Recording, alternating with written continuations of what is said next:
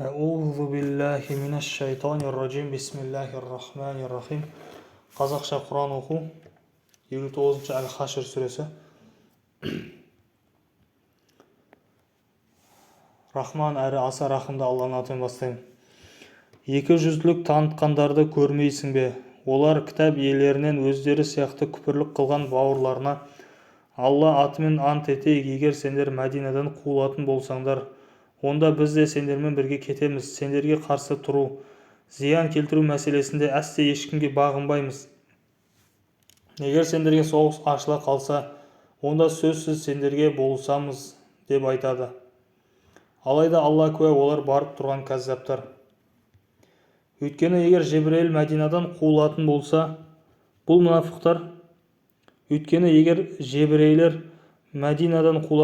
бұл мұнафықтар олармен бірге кетпейді. Сондай-ақ оларға соғыс ашылса, қол үшін бермейді.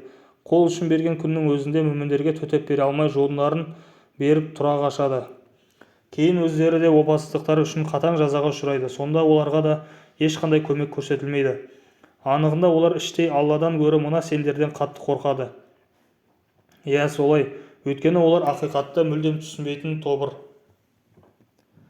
Олар бекінісі берік шаһарларға немесе тас қамалдардың ішіне мықтап бекініп алмайынша сендерге қарсы тізе қосып ашық соғыспайды. Олардың сендерге қарсы бірлігі мықты болғанымен араларындағы алауыздық пен ұрыс қақтығыстары тым қатты. Оларды сырттай қарағанда жұдырықтай жұмылған ынтымақты қауым деп ойлайсың. Әйтсе де жүректері, көңілдері бытыраңқы. Иә, солай. Өйткені олар ақылға салып ойланбайтын тобыр. Жебірей тайпасы Надыр ұлдарының жағдайы өздерінен аз ғана уақыт бұрын өз қолдарымен істеген күнәларының сазайын тартқан, һәм ақыретте де жан төзгісіз азапқа душар болатын мүшриктер мен мүміндерге опасыздық жасаған Жебірей тайпасы Қайнуқа ұлдарының жағдайы сияқты. Жебірейлерді соғысқа итермелеген мұнафықтардың мысалы тура шайтанға ұқсайды. Шайтан алдымен адам баласын күпірлік қыл деп азғырады. Ол шайтанның сөзіне еріп күпірлік қылғанда, шайтан оған: мен сенен аулақпын, менің саған мүлдем қатысым жоқ, өйткені мен әлемдердің Раббысы Алладан қорқамын деп ат-тонын ала қашады. Ақырында екеуі де тозаққа кіріп, ішінде мәңгі бақи қалатын болды. Өзіне де өзгеге де қиянат жасаған залымдардың жазасы міне осындай. Уа иман келтіргендер, Аллаға шын көңілден тағзым етіңдер және оған қарсы келіп асы болудан сақтаныңдар.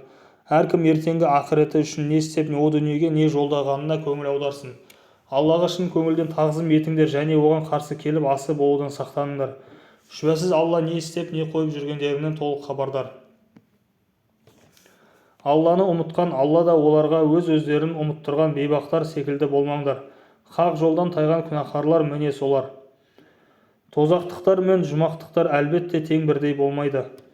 Жұмақтықтар нағыз жетістікке, зор табысқа жететіндер. Егер біз осынау қасиетті де айбатты Құранды тауға түсіргенімізде, оның алыптығына қарамастан Аллаға деген ерекше құрметі мен қорқынышынан бас иіп, күл паршасы шыққанын көрер едің. Біз адамдар үшін жүйелі түрде ойланып, ғибрат алсын деп осындай мысалдар келтірудеміз. Ол өзінен басқа тәңір болмаған жалғыз Алла, ғайыпты да жарияны да, яғни сезім мүшелерімен сезіп білу мүмкін болмаған тылсым әлемді де, сезілетін жария әлемді де толық білуші. Ол Рахман, күллі жаратылысқа рахымды, Рахим, әсіресе мүмін құлдарына ерекше мейірімді. Ол өзінен басқа тәңір болмаған жалғыз Алла, Мәлик, шексіз билік иесі, Құддус, өзі қандай мінсіз әрі пәк болса, күллі ғаламды да әрдайым таза ұстаушы, Сәлем, есендік пен тыныштық кепілі, Мұъмин, күмән мен үрейден арылтып, жүректерге иман нұрын ұялатушы, Мұхаймин, күллі жаратылысты бақылауында ұстаушы һәм қорғаушы, Азиз, ұлылық пен үстемдік иесі, Жаббар, күллі болмысты өзіне бойсұндырушы, зұлымдықты жойып, әділдікті орнатушы, Мутакаббир, ұлылығын паш етуге толық құқылы болған теңдесі жоқ ұлылық иесі. Алла олардың мүшриктердің өзіне серік етіп қосқандарынан және серік қосуынан мүлдем аулақ. Аллах Халиқ, бәрін жоқтан жаратқан жалғыз жаратушы, Бәри, Жаратуда ешкіммен ортақтас та серіктес те болмайтын мінсіз жаратушы. Мусауир, әр жаратылысқа өзіне сай әрі жарасымды кескін-келбет беріп бейнелеуші.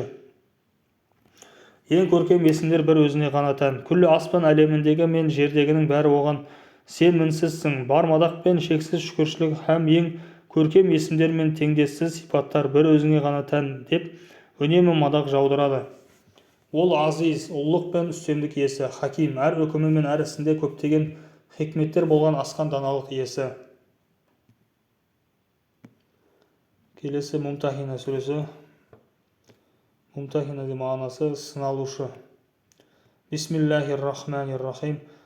Уа иман келтіргендер, менің дұшпандарымды да, өз дұшпандарыңды да дос тұтпаңдар.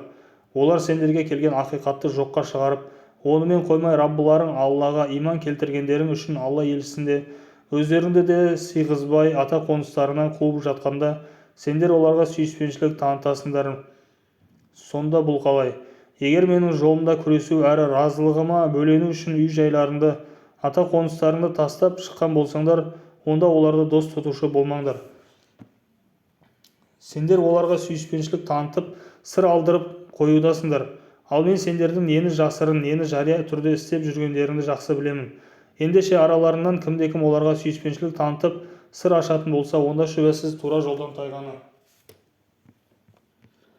Егер олар сендерден басым түсе қалса, дұшпан болып шыға келеді. Сендерге қолдарымен де, тілдерімен де қолдарынан келген жамандықтың бәрін істеп бағады. Һәм сендердің де өздері сияқты кәпір болғандарыңды қалайды. Қиямет күні сендерге жақындарыңда бала-шағаларында пайда бермейді. Ол күні аспан сендерді Алла сендерді дүниедегі сенімдерің мен іс-әрекеттеріңе қарай бір-бірлерінен ажыратады. Алла не істеп, не қойып жүргендеріңді толық көруде.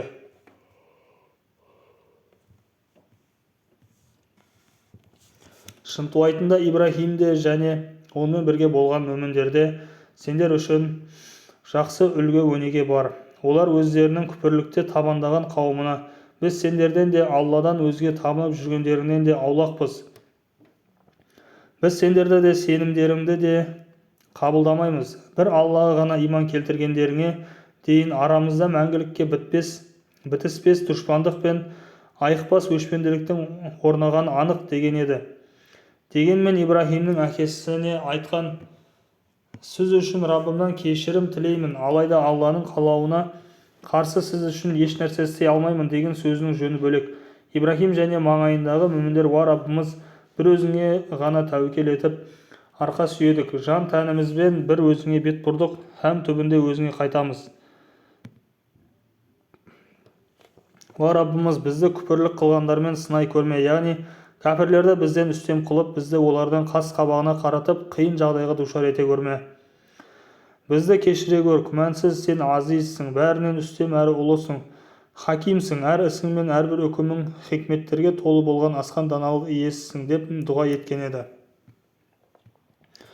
Шүбәсіз оларда сендер үшін Аллаға және ақырет күніне қауышуды қалайтындар үшін жақсы үлгі өнеге бар. Ал кімде-кім одан сырт айналып кері кетсе, біліп қойсын, Аллах Тағала ғани, ешкімге һәм еш нәрсеге мұқтаж болмаған, әсте ортаймайтын байлық иесі.